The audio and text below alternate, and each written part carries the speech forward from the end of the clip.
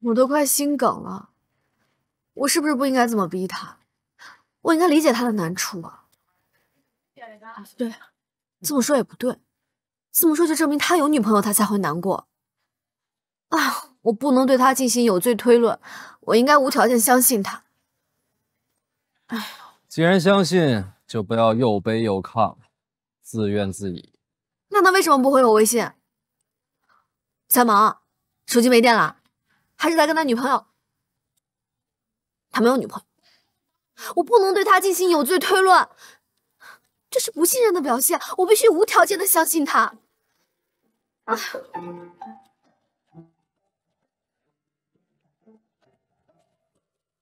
假设，我说的只是个假设啊，注意这个前提。假设叶颖真的是他的女朋友，那他现在是不是已经知道我的存在了？假设我刚才说的假设不只是假设，那他现在怎么想？我不相信，没有一个女人在知道自己的男人，当然这只是个假设啊，有了新欢之后还能无动于衷。哼，我怎么就成了新欢了？我一张旧传票，我怎么就成新欢了？我想想就可笑。他现在到底是怎么想的？他能不能给个通话话呀？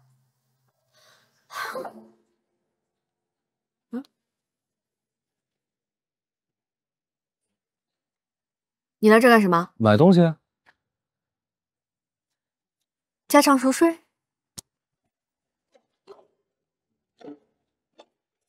我车呢？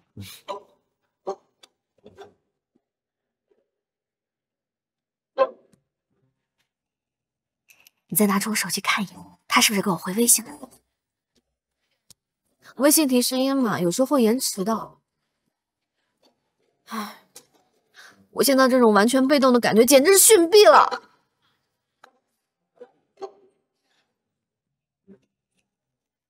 我再给他10分钟，如果再不回我，我就一个电话给他打过去。能不能安静会儿？你能别把自己内心的独白全部外放吗？我知道你纠结、难过、委屈，但你是把自己看得太轻了，还是把他看得太重了？如果他真的有女朋友的话，就你现在这种状态，你能承受吗？好，你不是想给他打电话吗？不是想知道答案吗？我替你打。行啊，你打呀。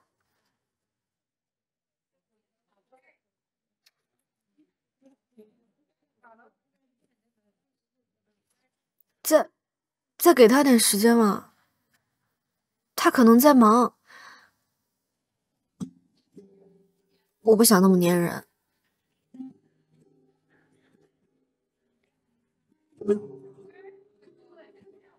你爱怎么样怎么样吧，我管不了你了。别跟着我们，连你都嫌弃我，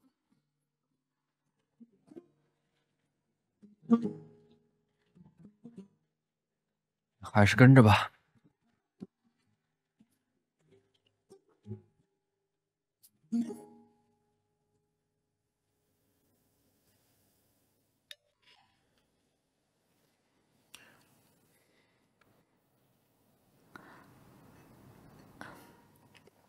来，你的咖啡。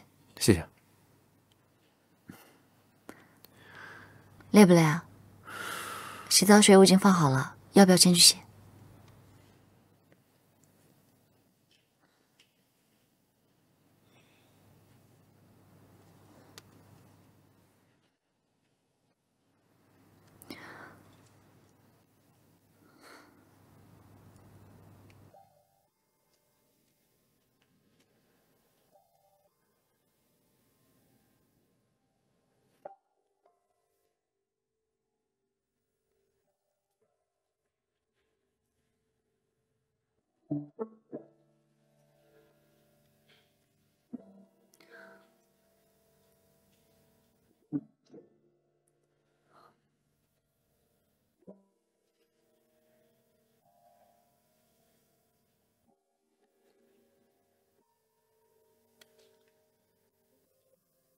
不回我信息是吧？心虚了？你以为我不敢跟你当面对质吗？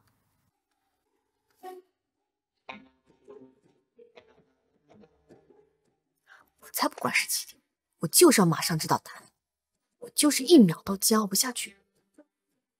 哼，不接我电话？好啊，你厉害啊！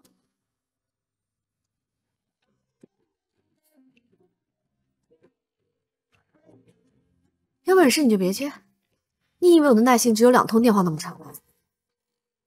我可是知道你家地址的，别想着。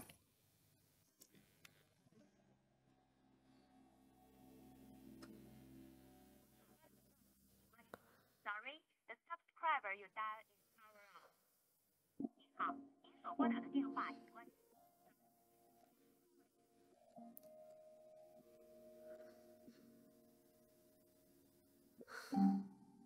所拨打的电话已关。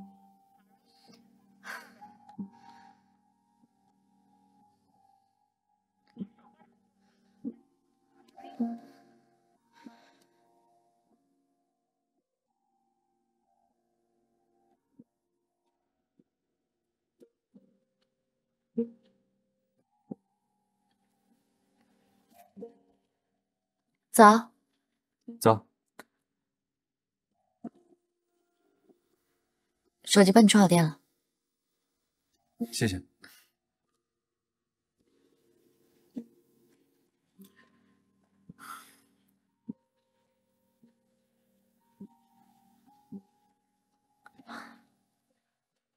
行，主食呢我们一会儿再点，好吧？先这些。好，谢谢。我跟你说啊，一会儿来吃饭的都是客户方的领导，中午这顿酒我先上。你刚出院没多久，我顶着吧。跑不了，大头在晚上呢。要一直喝到晚上？下午呢，我会安排点别的娱乐活动，你可以不用参加，但是到了晚上那顿酒，你必须在。那会儿我肯定是不行了，你必须得上啊！咱们说好了，就这么分工。我就不明白为什么每次谈点什么事都得在酒上啊？你看，风流啊，茶说喝，酒是色媒人。你要是不喝到位，那些臭不要脸的马屁，谁说得出口啊？那些客套的不能再客套的话，谁说能信呢？这是咱自己的买卖，咱得拼呢。你以为创业那么简单啊？除了那几个啊，少数的生下来有个好爹，那大部分人年轻的时候不都是拿命赚钱吗？那等老了再拿钱换命，总得量力而行吧？那照你这么说，人不都是生下来都死吗？那活着什么劲呢？行了，别抬杠了。我跟你说，签下这笔单，月底的时候，财务把分红打到你账上，就全都明白了。不是我现实，是这个社会就这个样子。行了，中午我跟他们喝趴下，我就不信晚上他们还能把你喝趴下。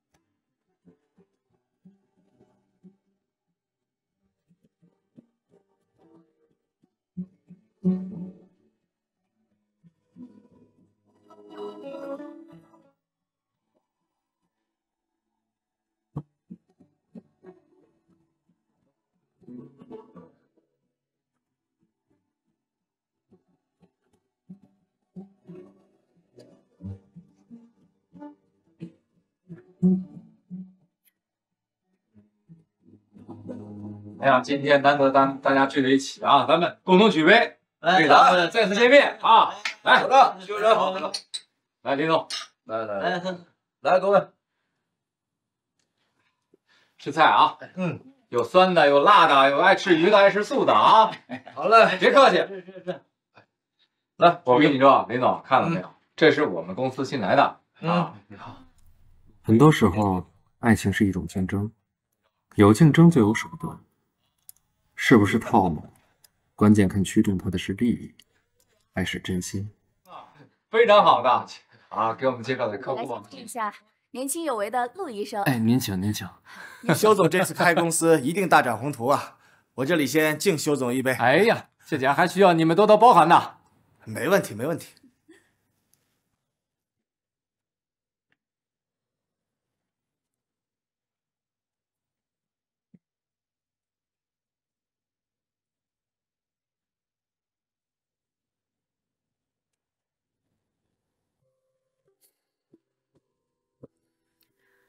最终还是我表白。艾若曼，加油！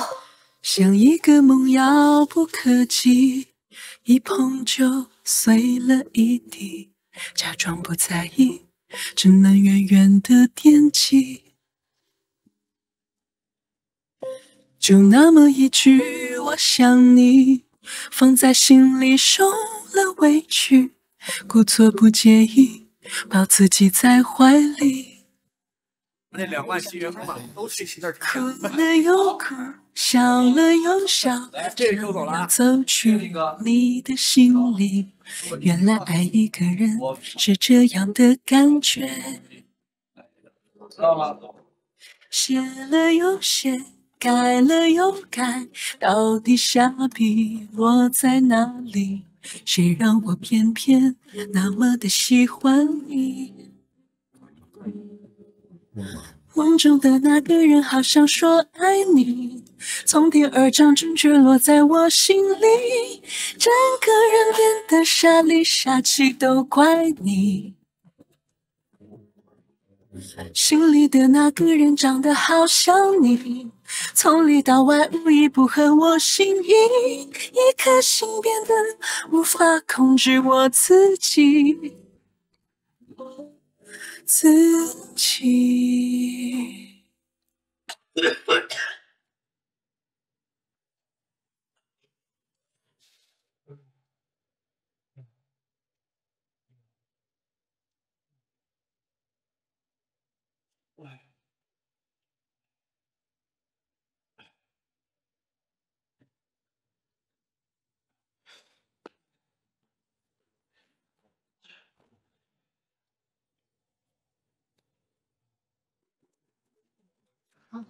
欣姐，这衣服太好看了吧！你眼光真好。平时也没时间逛街，这上面都是正品，就在这儿买了。报有人喝挂了，让叫救护车。赶紧打120，你带我去看一下。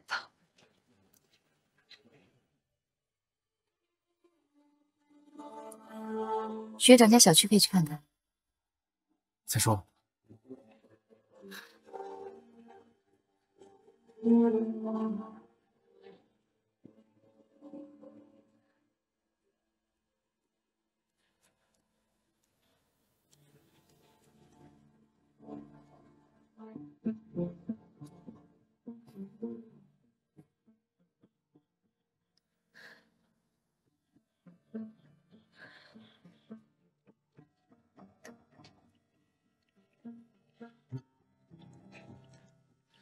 医生，他是酒精中毒。先输氧观察一下吧，可能是大脑缺氧。不过患者已经没有什么大碍了，家属呢在内先等待一下吧。你确定他没什么大碍了吗？他为什么到现在都醒不过来？放心吧啊，没什么事儿。谢谢啊。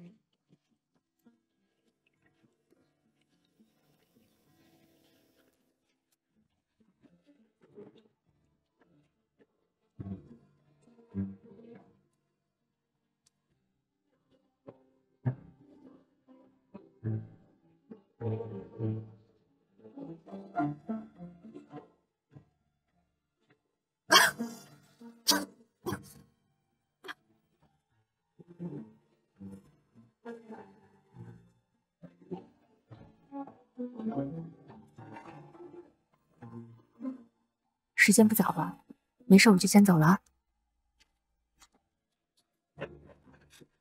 你不能走。小妹妹，你搞清楚了，不是我把你哥喝进医院的。我不管，我现在联系不上别人，我不能一个人留在这。别担心，刚才医生已经说过，你哥没事的啊。你哥他是做什么工作的？搞销售的？医生，医生，牙科医生。医生能把自己喝进医院？谁想喝那么多酒？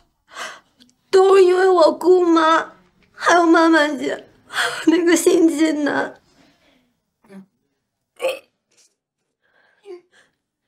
快去看你哥吧，我去叫医生。好。你吓死我了！你干嘛喝那么多酒啊？不会留下什么后遗症吧？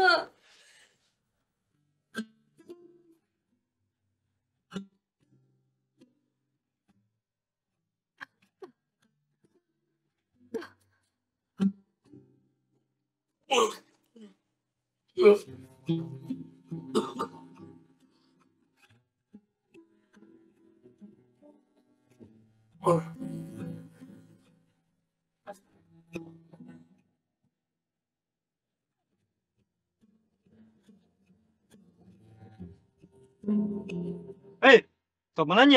没事吧？不要吓人，动一下。哎，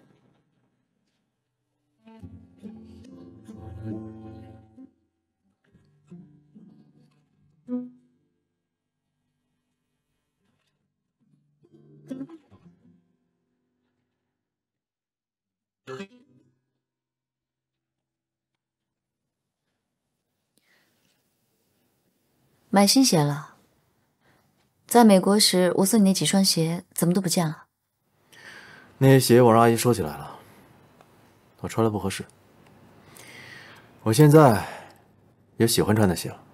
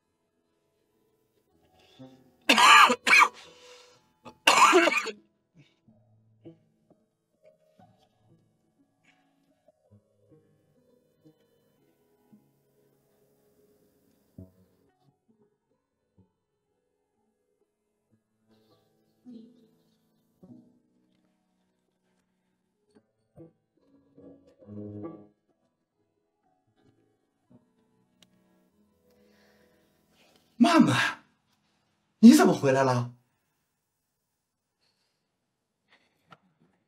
大妈，大妈，曼曼回来了。去，别捣乱。谁跟你捣乱了？你回头看看，你女儿回来了。哎，怎么回事？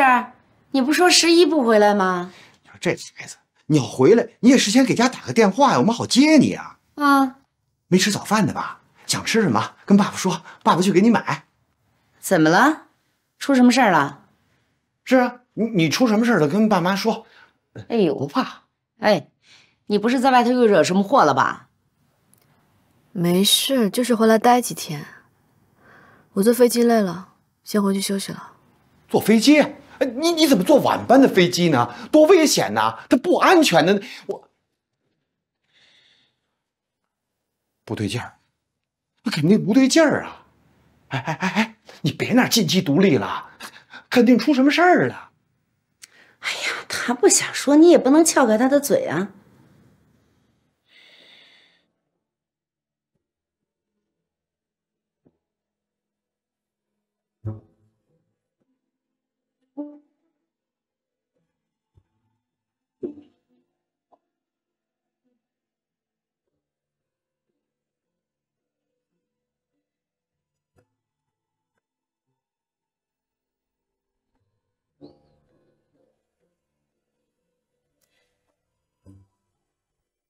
以为自己成长了，回头却蓦然发现，只是在兜兜转转，喜欢的还是同一个人，收获的还是同一个结局。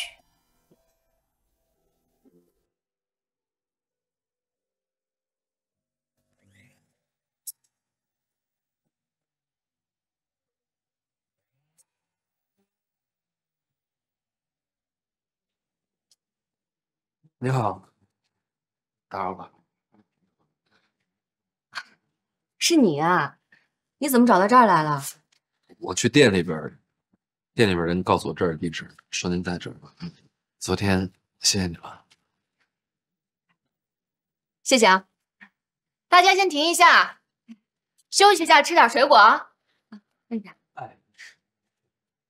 哎，别急着走啊，我正好也忙了一天了，一块吃点吧。等一下我去拿包。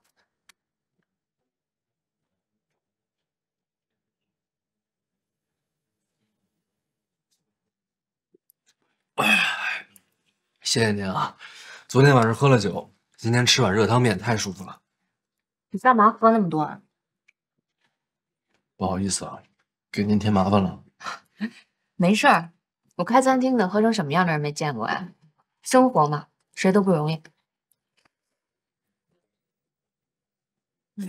你结婚了吗？您问我什么？你结婚了吗？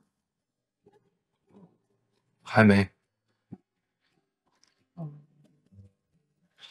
不像。像，只是觉得不应该。姐，哎，会不会聊天？对不起啊，我没别的意思，我只是表示尊敬。谁告诉你叫大姐就是尊敬啊？我有名有姓，我姓何，叫何心。你叫什么？我叫路飞。你有25、26？不止。那你猜我有多大？这不太礼貌吧？你刚才姐都叫了，现在怕不礼貌？没事，往大胆里猜。麻烦你把醋给我一下。搁多少合适您自己看啊。看您事业这么成功，好了，别看事业，就看脸，看身材，只看外表，我像是多大？您看着最多也就30出头。我是不是猜多了？对不起啊，这我真的没别的意思。您看着特别年轻，您看上去真的特别年轻。行啊，瞧把你问的紧张的，没事儿。听你妹妹说你是医生，是，我就在附近那个牙科诊所上班。我从来没见过你。那说明您牙齿不好。少吃点吧。曼曼，曼曼，吃饭了。曼曼，你先吃完饭再接着睡，行不？曼曼，行了，你就别叫了，你过来吃你的吧。肯定出什么事儿了。哎，你先别吃，你先别吃，我去拿个盘子，先给它盛热，咱再说啊。哎。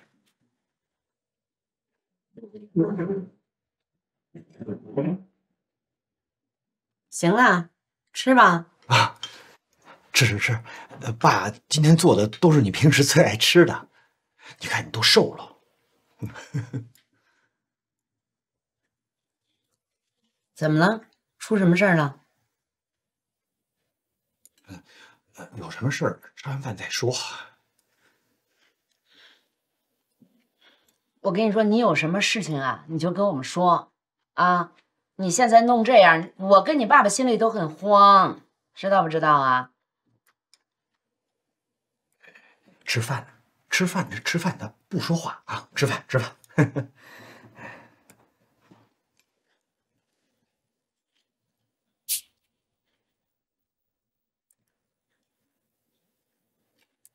你是不是怀孕了？啊！啊？不会吧？我吃饱了，你们慢慢吃吧。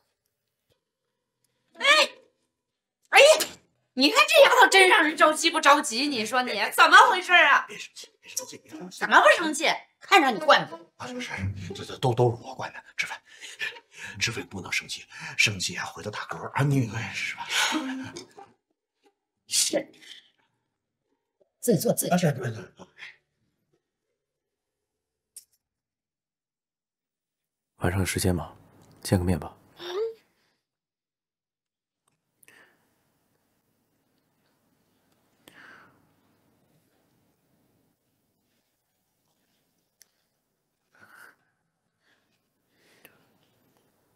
忙完了吗？走吧。去哪儿？去学人的小区看房子啊。谁让你擅自做决定的？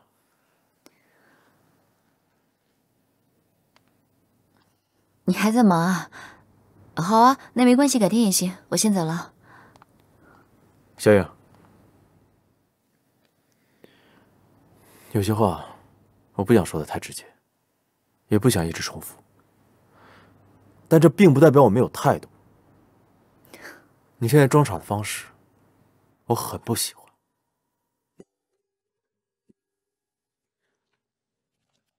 我没有在装傻啊。你一直在装什么都没有发生过。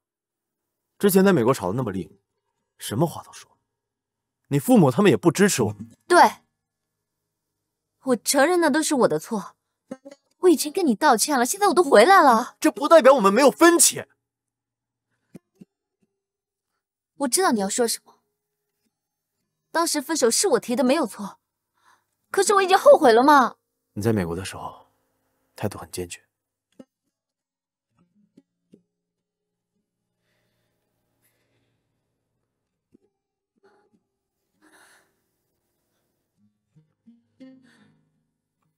那是因为我还没有尝到失去你的滋味。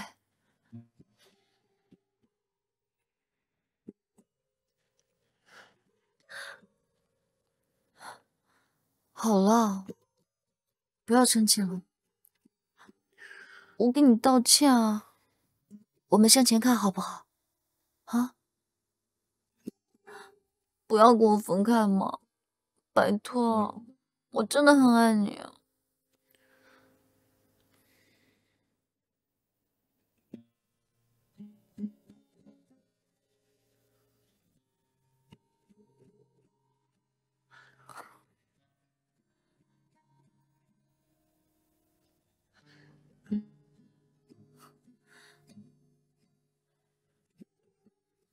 看来你真的忙，我先走了。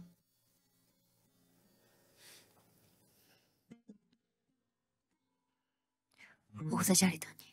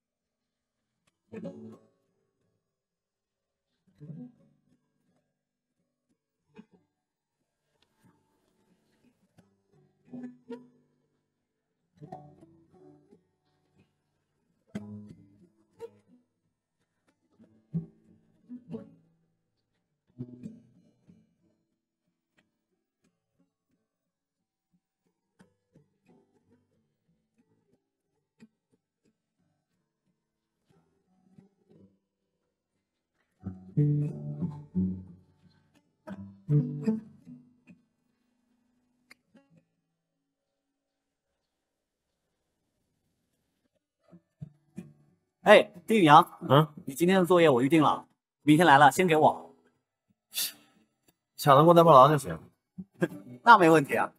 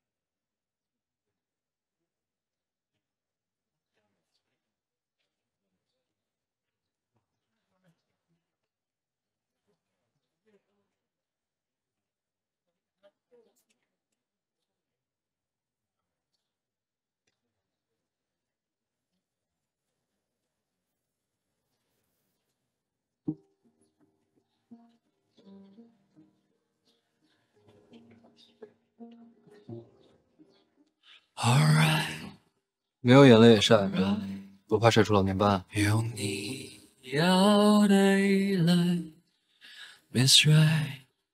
你怎么回来了？巧呗。不需要加旁白。我爸给你打电话了。你的开怀，有我给就是不想烦你，才躲回来。小小悲哀，没温柔的对待。那天你和小美给我打电话，出什么事了吗？没事，你们俩斗了两句嘴，已经好了。It's right, delight， 每一天在等你醒来。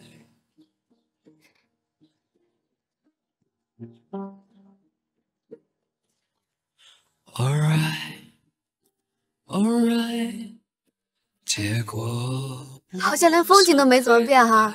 小城走得慢。Starlight， 总是值得期待。当年觉得读书苦，现在想想还是那个时候最幸福。学生嘛，主要专注于学习，不像现在，全是烦心事。我怎么记着这话班主任说过一模一样，被你义正言辞的反驳了。那个时候是个小屁孩，认为考试写卷子就是全世界，懂什么？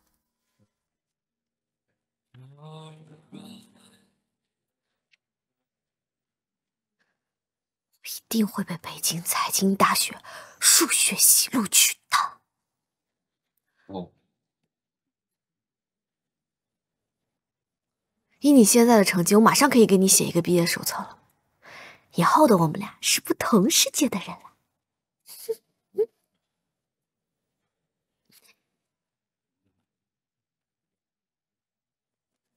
照着这个改。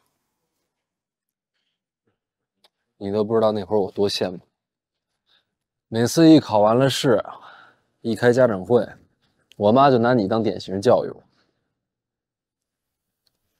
你看看你那同桌小爱啊，你跟人家学学，人家为什么能考第一？因为人家有一身傲骨，人家发着烧顶着病去考场都能考一第3，就这样人家还吃不下饭呢。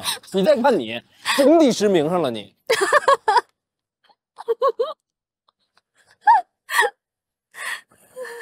我妈做梦都想有你这么一个出类拔萃的女。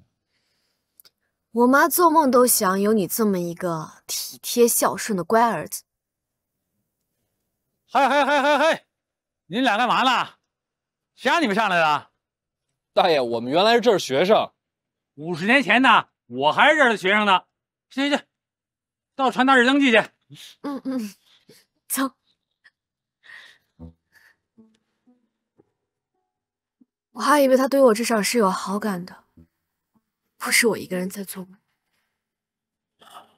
怪我没提醒过你，让你有栽跟头。你早就提醒过我，让我放弃的，是我自己猪油蒙心。我们总是以为对方跟我们说的每一句都是真话，就像他的演讲，每一个字我都刻在心上。但是很多年之后，他才告诉我，他根本就不是那么想的。多高明啊！说话真假参半，感情若有似无，让你既摸不透，又戒不掉。这才是倒吊人的最高套路吧？充满了套路，只能叫智力对抗，不能叫爱情。这样的东西失去了也没什么可惜的。你要相信，如果两个人真心相爱的话，心理上一定是平等的。你最真实的样子，才是最有魅力的。我也想简单纯粹，我也想只做自己，我也想付出一颗真心就够了。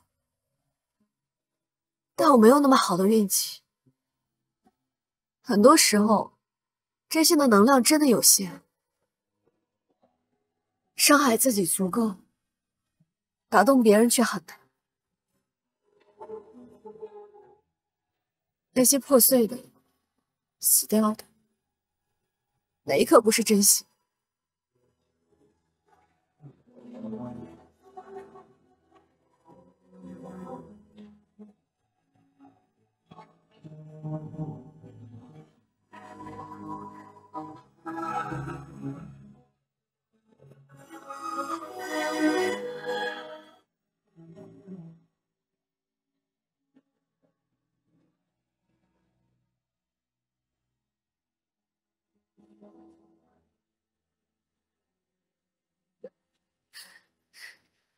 你这也太幼稚了吧！是可爱。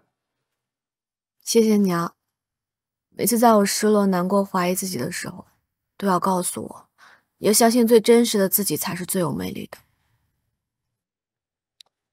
那我还能怎么说呀？说你真实的样子很吓人，很可怕，魅力值为0，最好戴着面具跟别人交往，千万别卸妆。这听着也不像安慰人的话呀。你想气死我是不是？都是成年人，互相留面子。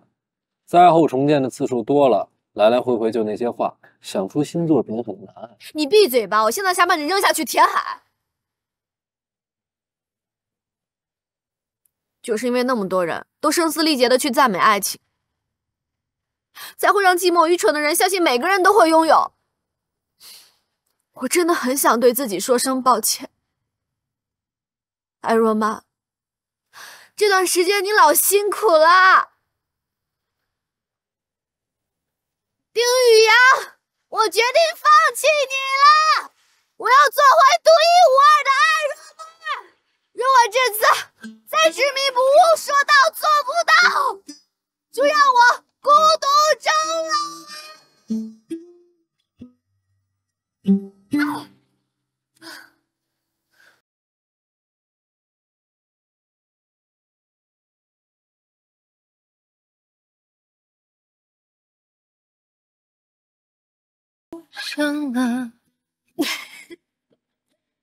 道理懂得很，放弃变得很容易。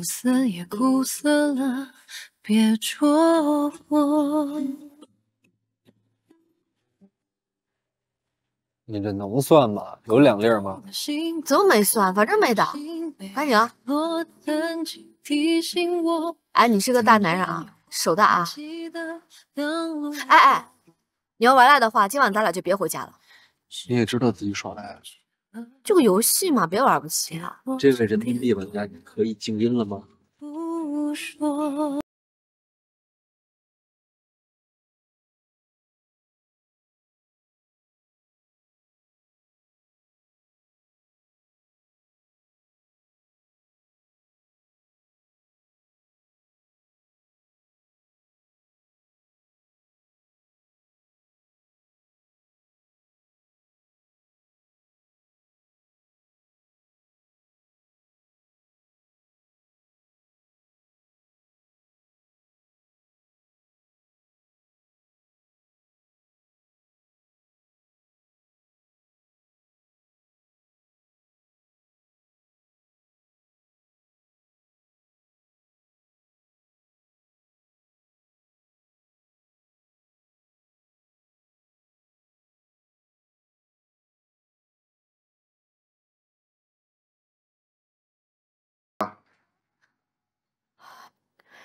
您还没睡呢？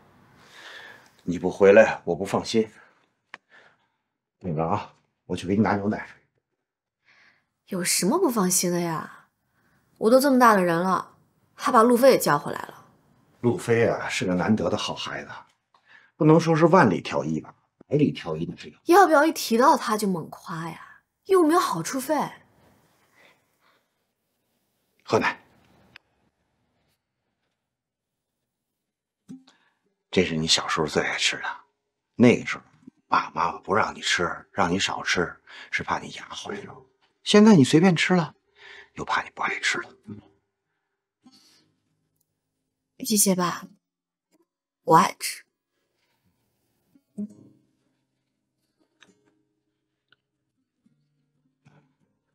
长大了，又这么优秀，爸是既高兴也伤感。伤感什么？爸现在不懂你了，你在外边遇到什么事儿，你回来也不跟爸说了。跟你们说呢，也没有什么用，还让你们跟着瞎操心。这也是爸伤感的原因呢。哎呦，爸，是不是半夜了？潮汐磁场作用，你才这么多愁善感的呀？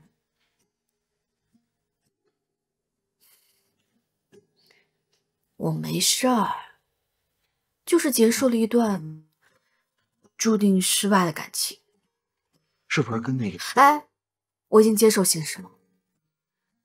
有些人，就是再怎么努力，他都不属于你。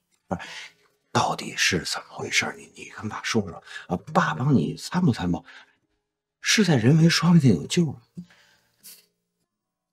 爸，这就是我为什么什么都不敢跟你说。结束了，真的结束了。我努力过了，全心全意的投入过了2次，我接受这样的结果。我女儿这么优秀，这么可爱，怎么会有男孩不喜欢她呢？臭小子没福气！哼，就是，他就没机会吃麦丽素。小点声，别把你妈吵醒了。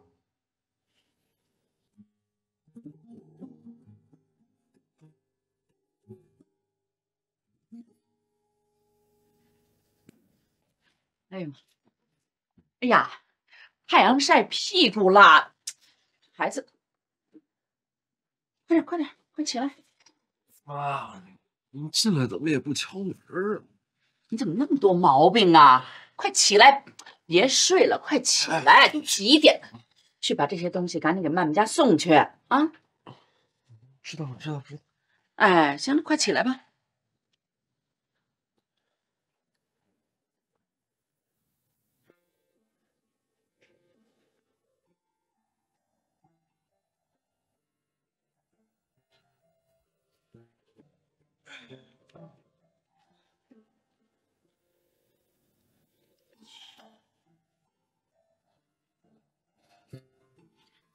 真假？哎，撒手！这不是给你吃的，你把这些给路飞家送去，回来再吃早点。不行，爸给你熬的你最爱喝的海鲜粥，一会儿多喝2碗。行，对不行？不行，弄坏了，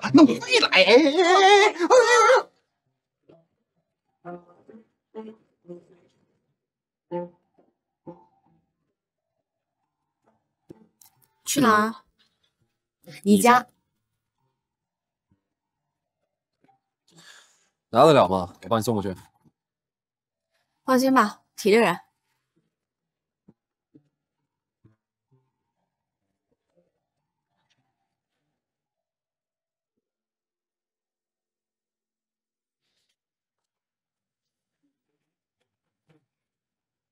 进来，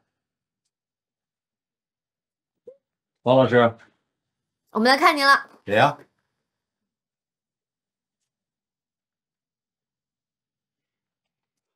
路飞，小爱，哎，你们俩怎么来了？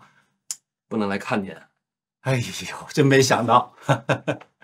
又有学生来看您啊，王老师。哎呀，杨老师，你可不知道，这俩学生可是我的骄傲啊，特别优秀，上学的时候就优秀，一个是医生，一个是经理，现在都在北京。你们成才了，你们老师比任何时候都高兴。王老师栽培的好。老师栽培好。哎，坐坐坐。哎，呀，这一点都没变样。你们俩怎么样？挺好的。结婚了？小孩几岁了？老师当年处分你们没有记恨我吗？笑什么呀？王老师啊，当年跟路飞早恋的那个不是我。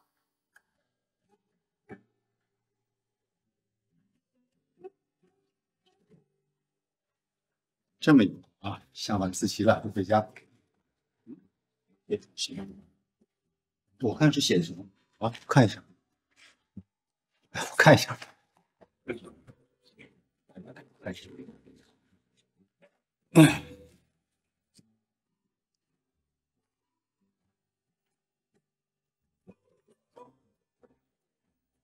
我要努力的不爱你，才不怕有天会分离。我要努力的讨厌你，才知道你骄傲的离我而去。这是什么呀？这写给谁的？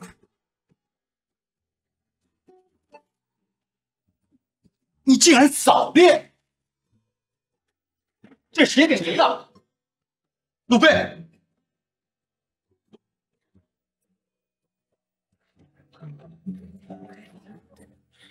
散了，散了，散了，散了！有什么好看的？动物园啊！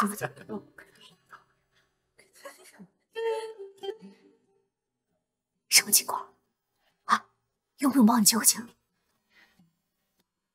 他们现在说你早恋了？不会吧？你怎么都没跟我提起过呀？谁呀？是不是隔壁班总给你传纸条那个？你说话呀，这是好事啊！你不说我怎么帮你啊？你不说是吧？行，你就在这闷着吧，你就倔吧，别怪我不帮你。快好好想想。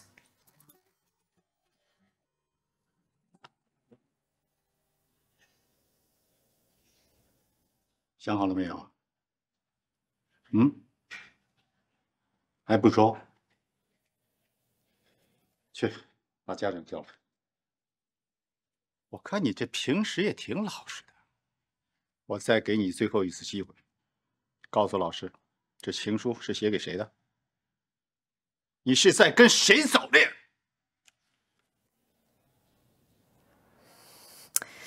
被抓到了就不能说那是歌词啊，非说是情书，笨死了。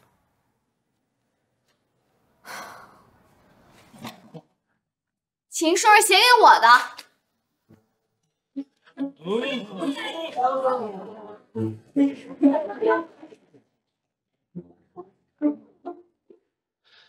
这年龄大了，人都记错了。哎呀，这什么记性？我们俩呀，现在都还单身呢。我现在啊，最怕见你们这样的学生，真的。为什么？觉得耽误了你们啊！您千万别这么说，都是自个儿耽误咱们。可不能这么说。现在啊，你们这些学生来看我呀，我都不知道是该高兴呢，还是该难过。你看啊，高兴吧，就说你们俩啊，事业有成，又很优秀，收入又高，个人条件多好。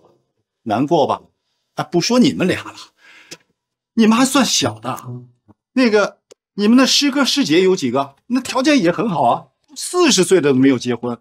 哎呀，我都不知道我这当老师的这个下狠心抓你们早恋，发现一对拆散一对是对了还是错了？哎呀，可是我没想到啊，现在这大龄剩男剩女成了问题了，没想那么远啊。您啊，别把这事儿想得太严重了。虽然我们现在都是单身，但是我过得挺好的。是啊，王老师，我们没结婚，是因为我们还没有找到结婚的对象，或许我们还有更高的要求呢。尽管有些人吧，他可能有一些难言之隐啊，但是绝对不会影响您的教育，跟您的教育一点关系都没有。就算上次您处理那个早恋的事情啊，有那么一点点小小的误差，但是没关系的，您放心吧。哈。哎呀，我当年没收你的情书画的是情书？您还留着呢啊！我要还给你呀！哎，您别还我，那东西没什么。路飞，你让王老师找，别找了。王老师给你找，我跟你说，王老师得。王老师，我还有点事，先走了。没事，王老师，我马上。找到，都在这儿。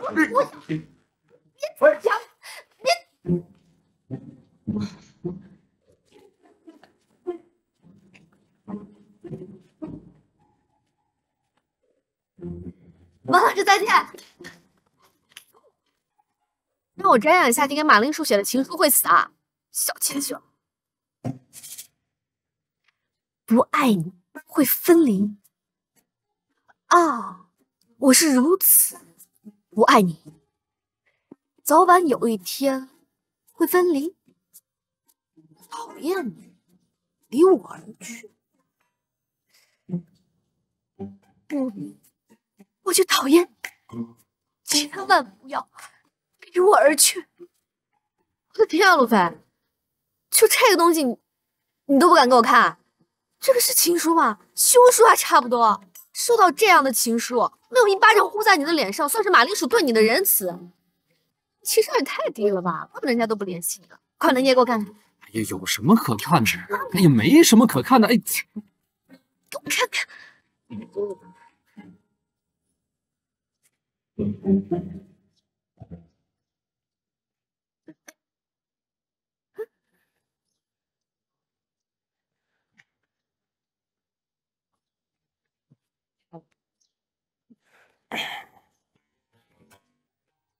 当年死都不肯说，现在死都不给看，你至于这么舍生忘死的保护你的初恋女友马铃薯吗？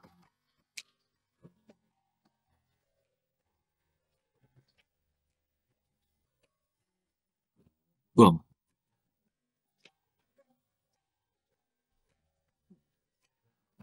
味道好吗？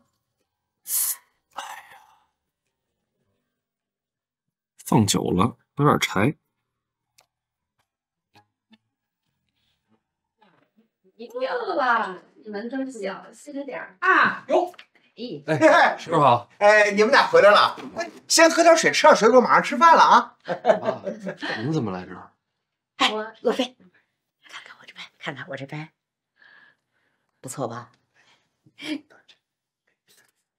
不能打这个，你哪头的呀？你这一下该你了。等会儿帮您看啊。啊，这些孩子每次都这样，一回来就往屋里头一跑，让你们看笑话了啊！都这样，年轻人喜欢自己待着。谢家这儿媳妇没有和老刘在一块住的，都喜欢有自己的空间。哎呀，我跟你说，我们曼曼可不是这种不懂事儿的儿媳妇，跟我可亲可亲了。其实呀，路飞跟我的关系啊更好。浩飞是我半个儿，真的吗？啊，你说你是半个儿。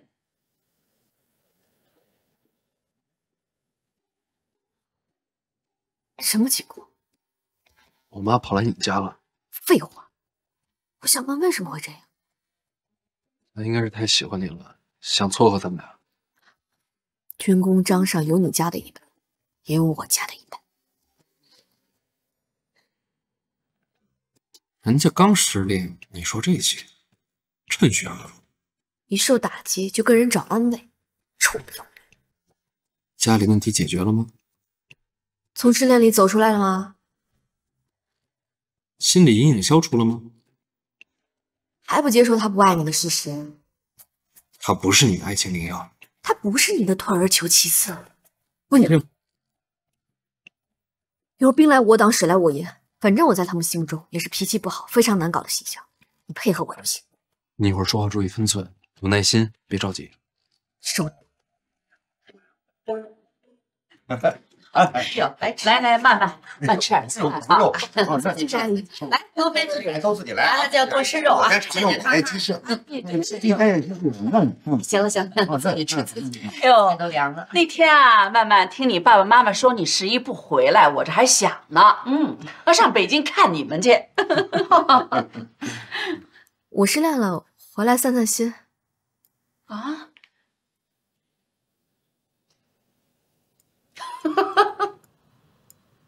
不是怎么不是你这怎么又失恋了？说着玩呢。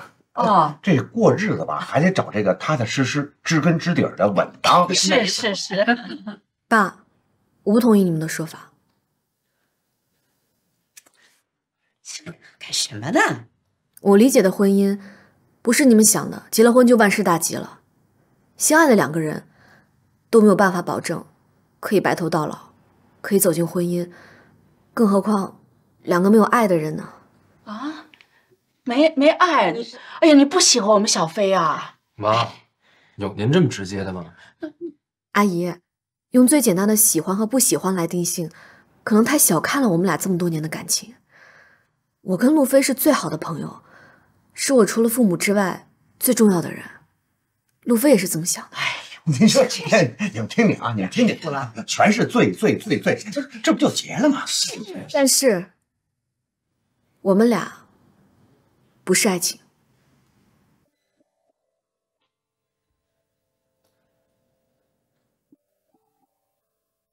我的爱情和婚姻必须是高度匹配。当然，即便我这辈子都找不到可以相爱的人，那我就单着，我也认了。叔叔阿姨，妈，我们知道你们都是为我们好，但是我们两个确实不想改变现在的关系。我们两个太了解彼此了，也尊重彼此。如果我们都说目前只适合做朋友的话，那就是真的只适合做朋友。这个专家说的是真对啊！凡是能剩到现在的，都是那个两只眼睛啊，像蚂蚱似的长在脑瓜顶上，心里有傻了！你念书念傻了，知道吗？你念书念傻了。妹妹，你心气儿不能太高了。路飞你不好，什么地方配不上你啊？啊，你还想挑个什么样的呀？你想让爸爸妈妈再盼你多少年呢？啊，那个什么，曼曼，这样啊，阿姨跟你保证啊，就在你们结婚以前吧，我一定给你们换一个大房子，100平米以上的，就在北京，一定在那个4环以内的。这个吗？这个妈，不是曼曼的问题，您别说她了，是我的问题。我从小就决定了，不结婚，我对婚姻没有什么期待。啊？这就是我内心最真实的想法。以后这个问题大家都别纠结了，也别怪曼曼，要怪就怪我。多呀，这孩子，别跟孩子计较，别跟孩子计较。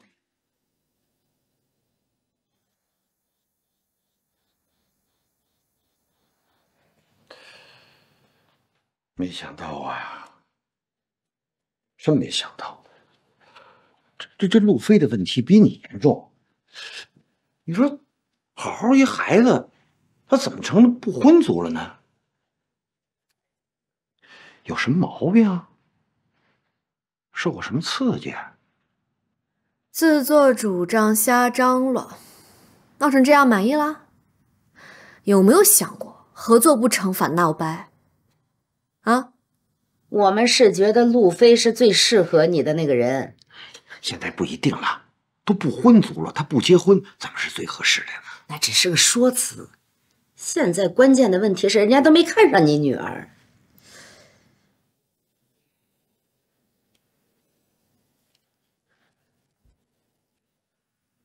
如果我也不结婚呢？敢？你们俩就不怕这么逼我？我随便找个人嫁了，日子过不好离婚啊？那也比生在家里强。你妈说的对。哎呦，你们俩真是疯了！我觉得需要看心理医生的是你们。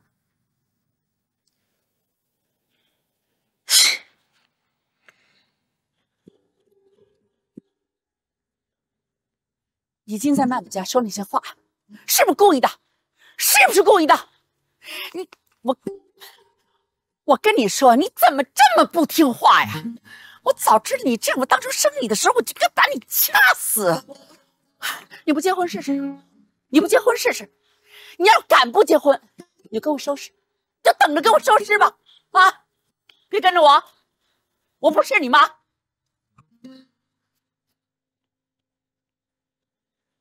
你